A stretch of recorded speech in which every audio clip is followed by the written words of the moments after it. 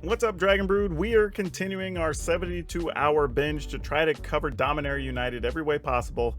And today, I'm just going to tell you, get your tomatoes ready or your middle fingers or maybe just your sad, disappointed gamer faces, because today we're going to be talking about the most overhyped cards coming out of Dominaria United.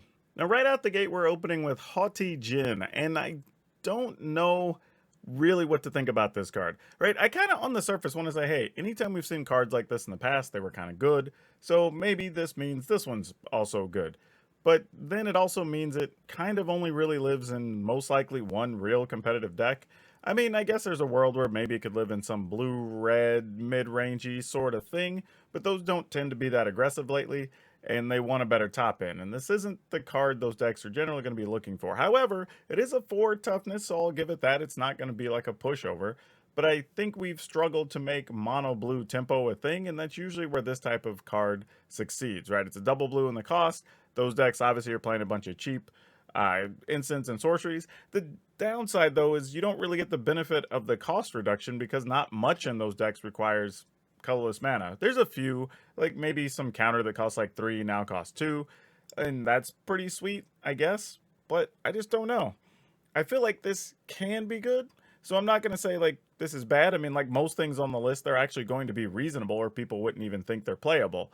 I just think it's going to be very limited in its uses and maybe only finds a home in one deck, possibly into 2 decks, and that might be it. Now, don't get me wrong, it'll probably show up in some number of other decks, because hell, we put cards in a bunch of different decks on this channel, but I'm not going to say those are all necessarily like top meta decks. And I think that's the case for this. I think it's a lot of hype, but mostly because it brings back a bit of nostalgia for some other cards that used to fill the gap that it's trying to fill. All right, next up, we have Defiler of Vigor. And I'm laughing a little bit because if any of you know me, during the entire preview week of whatever for Dominaria, I was really big on this card. That doesn't mean it can't be overhyped, because honestly, I think the card is very good. I mean, it's a 5 mana 6/6 that has an upside, plus you get to reduce costs and pump your team. But I think it is being a little too hyped up. Like, does it really go in every single creature deck? Like, the answer might be yes. I mean, assuming you're playing green.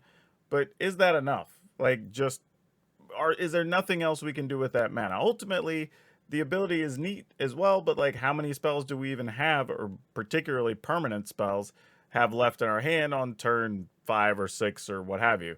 So, I'm not really sure. I mean, this is one I'm taking a chance on putting on the overhyped list. It might turn out to be just as good as advertised, but there's still a ton of hype around this card. That's the only reason I'm putting it on the list. Like, even when we talk about the different defilers, this is the one that's put at the front. Like, well, the other one's not as good as the green one, right? That's what everybody kind of has been saying. So I guess this is a case where a card can both be good and be overhyped. I don't know, maybe. Time will tell in about a week, I'm sure. All right, this next one's a little bit safer to have on the list, and we're talking about Phoenix Chick. And not like that Phoenix Chick, this little bird in a egg fiery thing.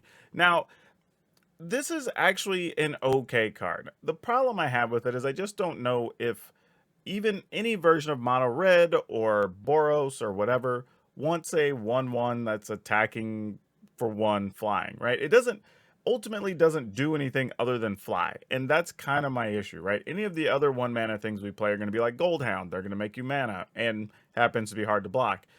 You can play the different creatures, the equipment creatures, right? Those are options you have available, right? We have better things we can do at 1 mana, so why are we playing this card? Now, don't be wrong, I like the idea of being able to get it back from the yard. However, the more I think about it, the times you're attacking with 3 or more creatures in those decks with red tend to be the turns where you've already spent your mana to play a haste creature. So you probably don't have the 2 mana open to even get this back out of the graveyard. So while I think it's a neat idea, and conceptually I like getting it back, I don't know how often we actually would. So we're almost relying on it being just a 1/1 flyer for 1 with haste. But like, is that enough? It might be, but I don't necessarily think that it is. I think this is one of those ones, like, conceptually, I like it. I think the art is really neat, but I don't know if we really have a home for this particular card at the moment. On footnote, the little equipment thing I was thinking about was Rapid Battery. I don't know why I could remember that. Anyway, next card. All right, next on our list, we've got Temporary Lockdown. And I think this card is actually fine. I think it's somewhere between really good and overhyped. I don't think it's like a true overhyped card. I think the trick here, though, is really just to balance on if, let's say, token decks are as good as we think they are or can be. And if they are, well, this is just a card that automatically just wipes out their whole board with no downside, which is really damn cool. But if it's not, like, is this a sideboard card we want against, well, actually, main deck card that we want against Boros, as an example? Like, maybe, but are the things we're removing that significant? Like, it's too slow to really remove a Thalia on time. Like, maybe you remove Kamano Faces Kakazan backside or something.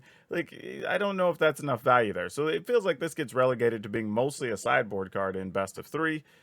But again, I think if the format goes a certain way, then this could be pretty backbreaking to top deck in some cases. However, I don't know if this is the card you're just going to say, hey, I'm playing control deck, so I'm just going to go ahead and play like 3 of these main. I don't know if that's really what you're in the market for. You may just want to be playing any of the other exile enchantments that get bigger things. You know, borrowed time or something like that is probably going to be just as good for you in most cases. Now, again, this does have upside that you will get 2 or 3 things and sometimes just get lucky because your opponent didn't draw the bigger creatures. But not having an answer to their best thing seems to be a big problem with this particular card. And I don't think people are going to realize that right out the gate, but something to think about. I do think the card is decent, so don't get me wrong here. I'm not saying it's unplayable by any stretch, but I think it is one of those ones that I've seen mentioned quite a few times, and it's not necessarily going to be making a lot of main deck cuts, I don't think. Okay, I gotta say it, and this is one of 2 spots where you're probably going to want to roast me, but Cut Down. And hear me out. Like, I think Cut Down is a good card. I really do. Before you go like racing the comments like, how dare you smash the keyboard? Like, I think truthfully Cut Down is a good card. I just don't know if it's ubiquitous level or whatever to replace some of the other things we've been playing, like Blood Chief's Thirst or whatever. Because that card, though it was a sorcery, did have the versatility of being able to kill regardless of size if it had the right cost, but then also be able to kill something bigger later, or even be able to kill a planeswalker. So this isn't like an automatic, like, hey, we lost a removal, replace a removal. This has a whole different impact on the game. And you have the downside is it can be blocked by your opponent just making the thing bigger in response because it's now just too large for this card to kill. And I will say, this card does get a little bit of a benefit being able to be played in Modern and Legacy and the other formats where you're playing a lot of small, efficient creatures. And there it's probably going to shine a little bit more. But I'm mostly looking at it from a Standard perspective. I think it's going to be quite a decent removal card. I'm just not sure if it's the one you're going to be happy to draw later in the game. You know, now admittedly, still being able to get rid of a creature for 1 at instant speed is great. The problem is if you can't get rid of the problem thing that's probably going to kill you or the problematic planeswalker, this is going to really just pale in comparison to a lot of other removal you can play. Okay, before I give you this next one, everybody just hit your moment of zen, take a deep breath, because we're going to have a chat here. But we're going to be talking about Liliana of the day. And now, I know, people say, how? Oh, Liliana on an overhyped list, blah, blah. Like, but hear me out, though. Like, this isn't a crazy thought. We're looking at Liliana being very good because a lot of people remember Liliana being good when it first came out years ago. And it actually had a good run even in Modern, where it was a very popular card for the better part of like 3 years. So I get it. But the problem is, it hadn't even been played that much in those formats over the last couple of years. And part of a card being good also has to do with the things around it. And I'm not necessarily sure if this is in a situation where in Standard it's going to be able to be dominant. Now, I think it still would be playable and still be good, but I don't know if it's going to be as good as a lot of people are expecting, especially when you consider it's still carrying a pretty hefty price tag. And part of the reason it's carrying that price tag is because this card is now available to be played in Pioneer, which is something that was not an option before. So it's not even Standard that's pushing up this price, I wouldn't imagine right now. It's actually Pioneer because people are scooping up all versions of it so they have it to play with. Now, from a Standard perspective, I could see a world where this is playable and, you know, maybe even against control meta where you're getting them to just discard a card every turn. That could be powerful. But is this the good card we want against, like, let's say Boros aggro, because it's still top of the heap right now until it's dethroned? Right? Like, is that the thing we really want against that deck? Not necessarily. I don't even know if this is the thing we want against various Gruul decks or Werewolf decks or whatever, right? This might be okay, but I'm not sure that's necessarily a thing. And let's not forget the fact that we have several cards in Dominaria itself that actually want to be in the graveyard. So you may not even want to use the discard options because you might be aiding your opponent to reanimate stuff or whatever. So there are several different versions of the metagame where this actually ends up being less powerful. That's my whole point of putting it on the list. Not that I think the card's bad. I mean, it's obviously a well-designed card and does have all the words to be powerful. I just don't know if I see the cards currently available in the metagame to allow it to have its dominant position. So it may not show up in as many deck lists as people think, and if you're buying these in paper, that could be a bit of a disappointment, really. If you're getting an arena, well, it's just some mythic wild cards, but maybe you could spend them on something else. I don't know. I would just caution yourself before just throwing Liliana into any deck with black, because I don't think it necessarily fits into as many decks as people are going to try to shove it into. All right, next up we've got Ellis Ilkor.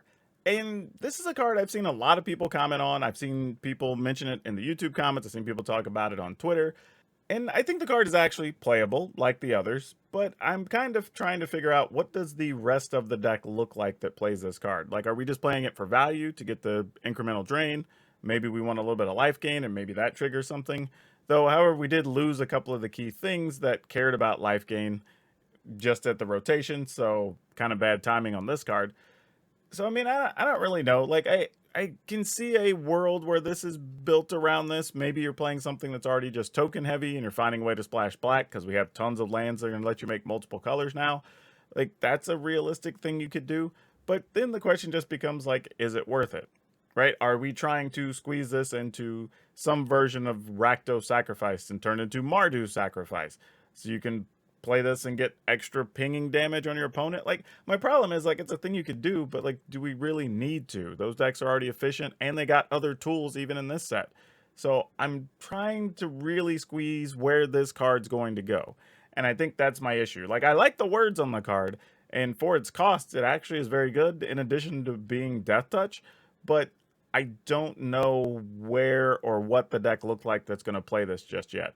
And don't get me wrong, I know people love these aristocrat type decks. Every time we get this type of card, we seem to see one or two key parts for that every 2 years or so, and people get hyped, so I get it. But I just don't know what that deck would look like right now. So I'm giving this the overhyped tag, considering how much people are talking about this one. And kind of on that same note, Legamos, Hand of Hatred. Like, I don't know what we do with this card, right? The first part I kind of get, right? Every turn you're going to make it 2/1 and you can attack with it.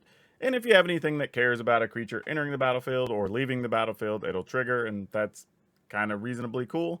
And it's a 1/3, so it's not like the smallest thing, and it can do some blocking, which is fine. But it has a whole second ability that I almost don't know when we would use it. Like, there may be some corner case situation where it comes up, but a lot of times I just feel like if you could use it, wouldn't the game mostly be over?